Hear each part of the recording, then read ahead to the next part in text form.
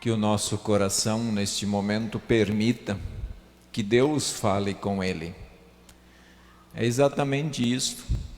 Nós precisamos permitir que Deus fale ao nosso coração, para ouvir de fato o que Ele quer dizer, e não nós ouvirmos aquilo que nós queremos ouvir. Então, que o Espírito Santo esteja sobre todos nós neste momento. Amém. Irmãos, nesta semana nós iniciamos a Quaresma, um período em que nós buscamos de fato olhar para Jesus, para a sua obra, para o seu sofrimento, qual a razão de Jesus vir ao mundo, por que ele precisou ser Deus e homem ao mesmo tempo enquanto esteve aqui na terra. Nós olhamos também qual a razão disso tudo. E quando nós vamos buscar a razão, nós temos que olhar para nós, não para o outro, mas olhar para nós, para o nosso coração, para dentro de nós.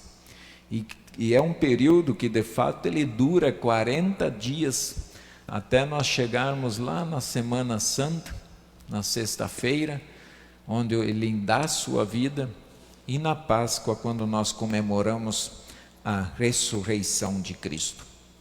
Logo ao ser batizado, Jesus é levado pelo Espírito Santo. Olha como é um termo,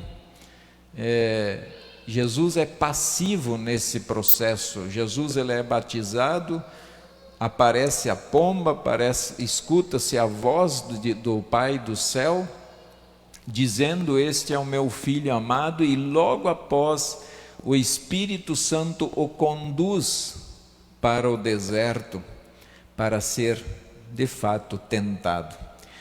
É interessante que o texto ele diz assim: após 40 dias e 40 noites em jejum, quer dizer, Jesus não comeu nada, não bebeu nada, Jesus teve fome.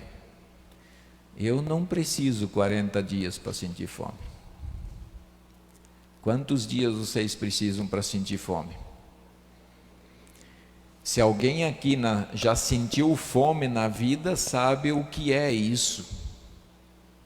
E Jesus, 40 dias, e esses 40 dias até talvez seja uma referência ao Antigo Testamento, quando o povo caminhou 40 anos pelo deserto. Com uma diferença, né? Aquele povo todo dia recebia pão do céu, recebia água no deserto. Eles tinham com o que caminhar, eles tinham como andar. E quando eles sentiam um pouquinho de fome, a primeira reação deles era se revoltar contra Moisés e contra Deus. E foi por isso que muitos morreram no deserto, muitos ficaram lá. Quer dizer, todos aqueles que saíram, com exceção de Josué, e mais um que entrar na terra de Canaã. Os outros todos ficaram no deserto. E é interessante então nós pensarmos aqui, Jesus passa 40 dias e 40 noites sem nada. Sem nada. Quando ele sai do batismo, ele não passa na mercearia e diz: eu vou pegar algumas coisas para ir comendo pelo deserto. Não, ele saiu de mãos abanando. E assim ele foi tentado pelo diabo. Não foi qualquer tentação, não foi qualquer tentador que foi lá. Mas o maior inimigo de Deus esteve frente a frente com Jesus e o tentou de todas as formas. Por que todas as formas? Porque ele foi naqueles pontos que são cruciais para o ser humano. Ele foi naqueles pontos onde o ser humano se deixa levar muitas e muitas vezes na vida. Então vamos lá, primeira provação. Quer dizer, eu quero só fazer uma distinção entre tentação e provação, tá? Essa distinção ela é importante para nós compreendermos até aquilo que acontece conosco no nosso dia a dia, o que é uma tentação e provação. Uma provação é uma situação de aflição e sofrimento. Lembra-se, Salmo 132, 1 diz assim: lembra-te, Senhor, a favor de Davi de todas as suas provações. Lembra de Davi das suas provações, das suas dificuldades, das suas lutas? Mais adiante ele diz assim: nisso exultais, embora no presente, por breve tempo, se necessário, sejais contristados por muitas provações. Ora, nesse tempo, talvez a gente se entristeça pelas muitas provações que nós temos na vida. Olhemos ao nosso redor, gente. Quantas coisas que estão acontecendo exatamente nesse momento, que pode ser uma provação para a nossa fé, para ver se de fato nós estamos tão firmes assim nesta fé que nós acabamos de confessar aqui. Então a provação, ela tem a intenção de firmar ainda mais na fé, ainda mais no caminho de Deus. Os discípulos, quando foram provados, eles foram aprovados, porque entregaram a vida em sacrifício pelo Senhor, pelo Evangelho. Tentação. A tentação é uma atração para fazer o mal por esperança de obter prazer ou lucro. Você é tentado também todos os dias. Eu penso que aqui dentro não há um que possa erguer a mão e dizer: esta semana eu não fui tentado. Nós somos constantemente tentados. E uma fonte da nossa tentação está dentro de nós, o coração. É do coração que procedem os maus desígnios, diz Jesus. Então nós temos um forte tentador dentro de nós, que nos tenta de todas as formas para nós satisfazermos os nossos prazeres, tá? Os nossos prazeres, ou com a intenção de obter sempre lucro. Diz Tiago 1, 14 e 15, ao contrário, cada um é tentado pela sua própria cobiça, quando esta o atrai e seduz. Então a cobiça, depois de haver concebido, dá à luz o pecado, e o pecado, uma vez consumado, gera a morte. Olha o que diz o texto. Nós somos tentados por nós mesmos, pela nossa cobiça, pela nossa ganância. Essa nos seduz e atrai.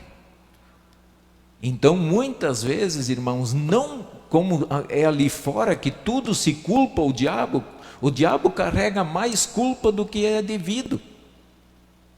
Culpar o diabo pelas tentações, pelos pecados, é dizer assim: Senhor, não fui eu naquele momento. Ora, foi sim.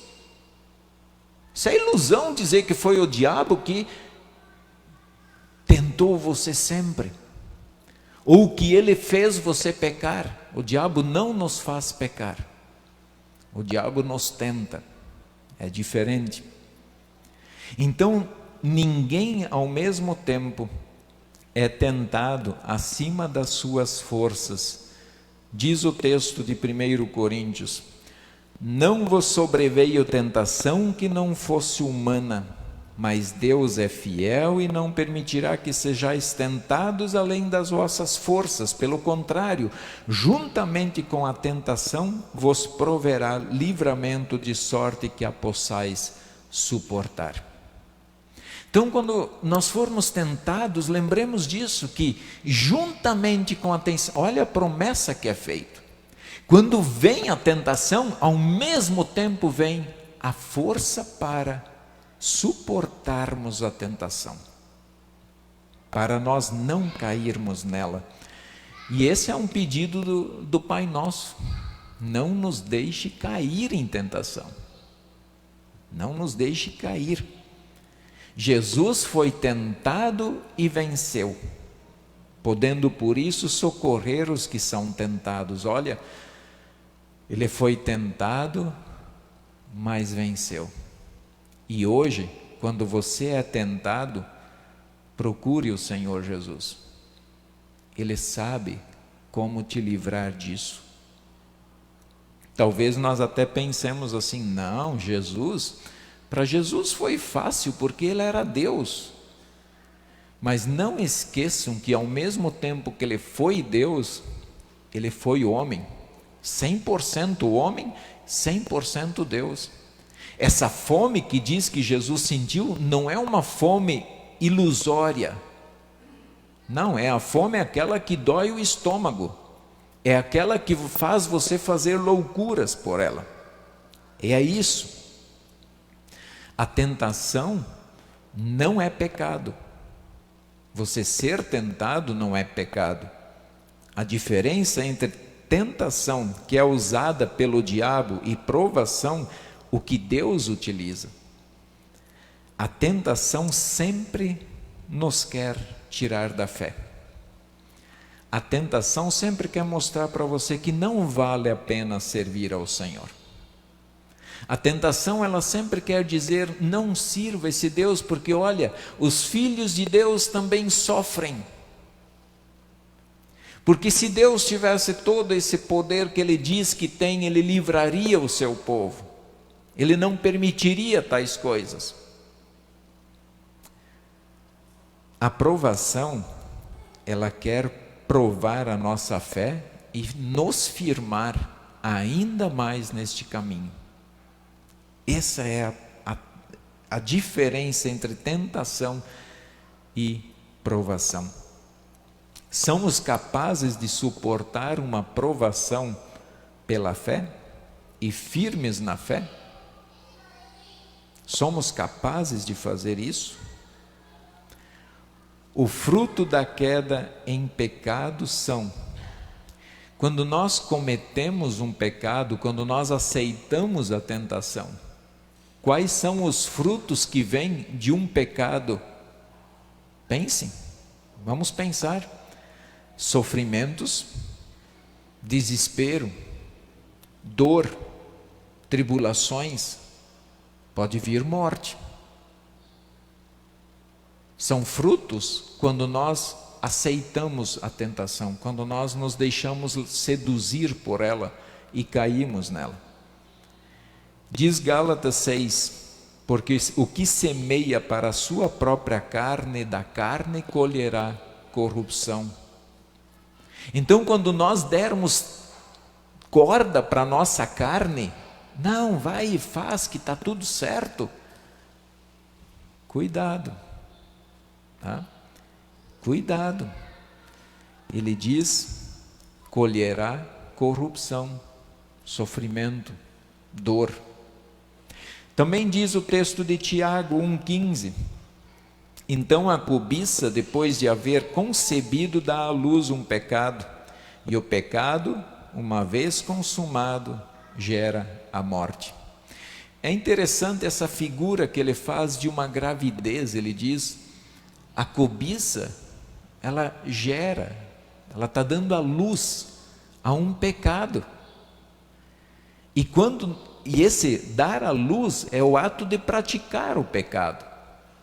E quando nós praticamos o pecado, diz assim, gera a morte. Gera a morte. Mesmo para os cristãos, tá? Por isso que a diferença é que os cristãos, eles se arrependem e eles clamam pela misericórdia do Senhor. E Deus acolhe o pecador. Os frutos da provação são diferentes.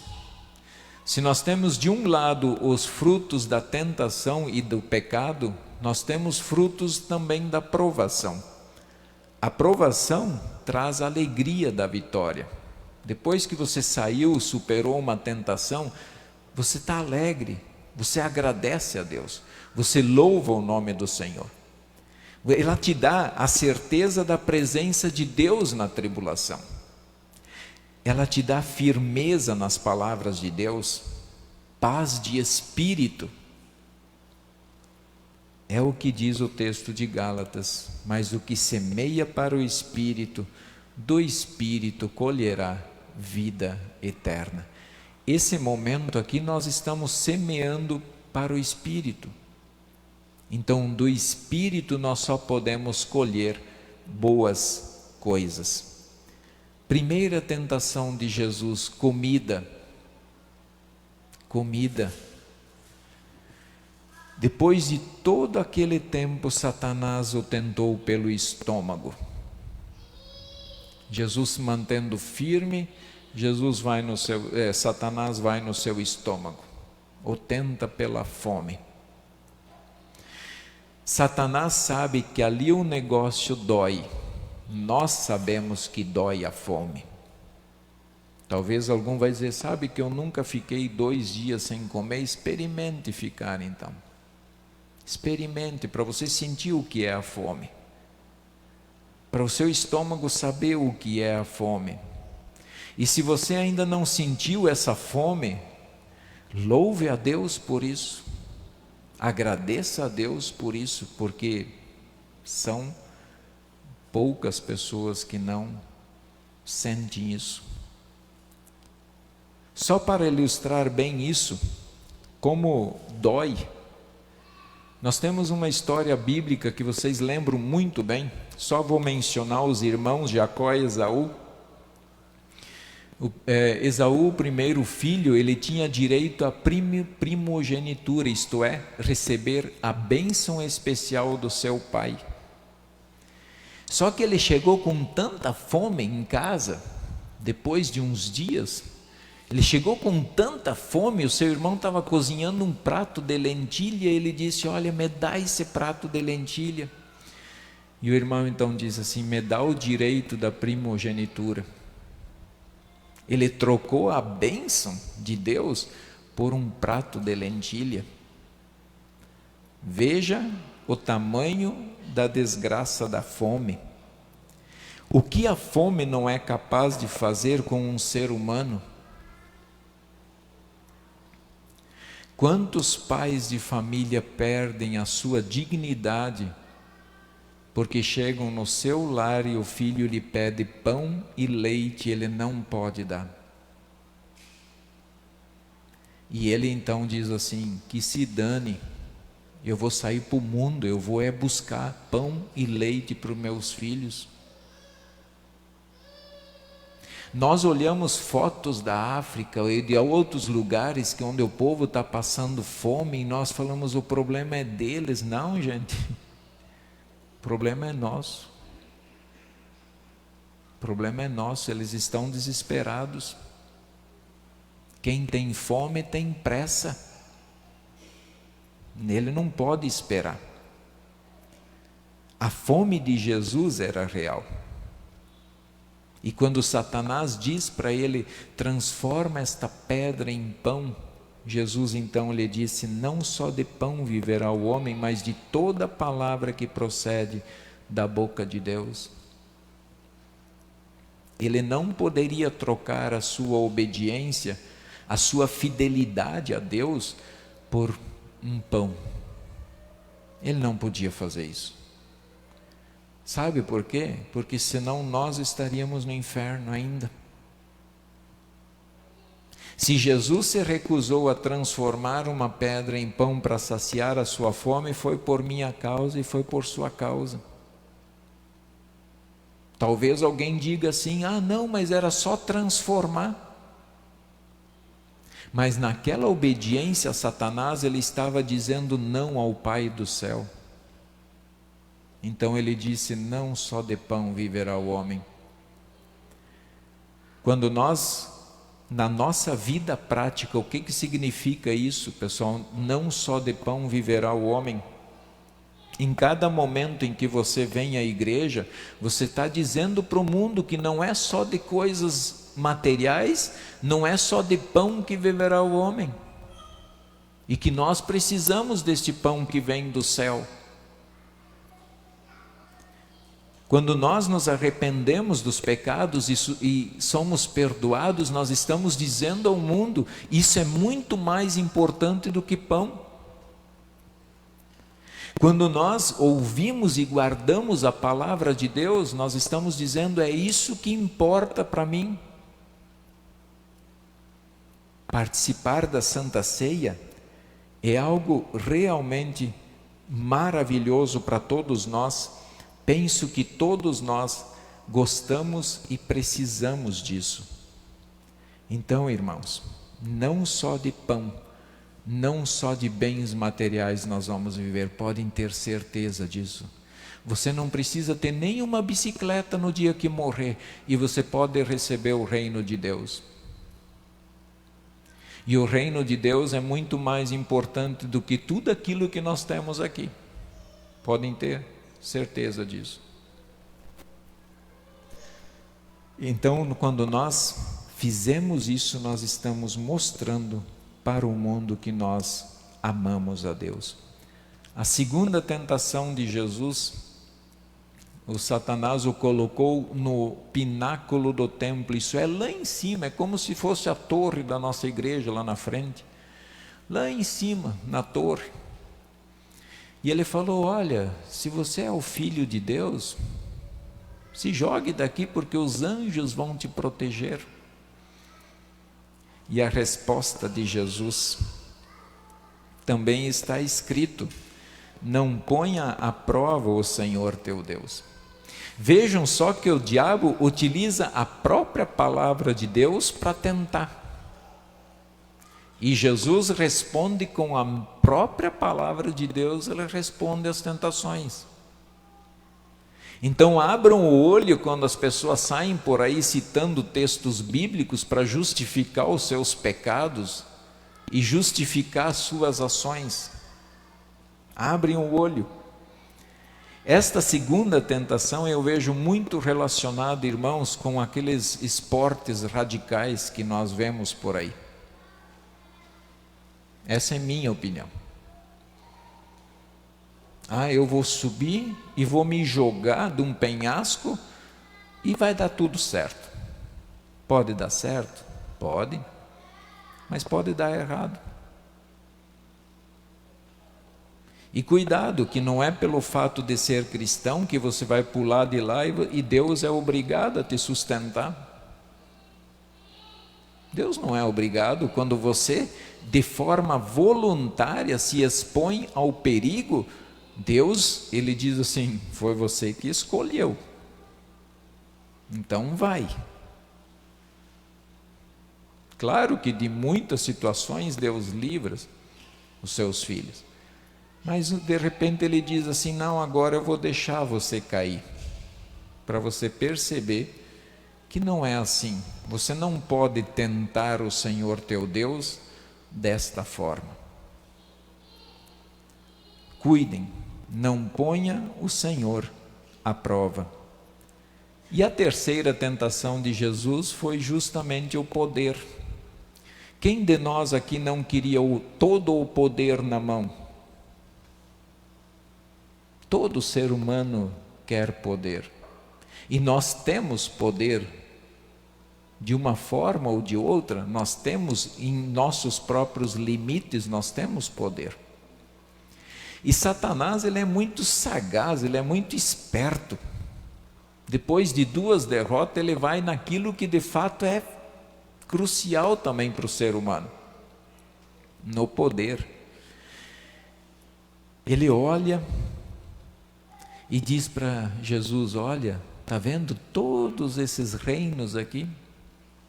Tudo isso eu vou te dar. Basta você se ajoelhar na minha frente.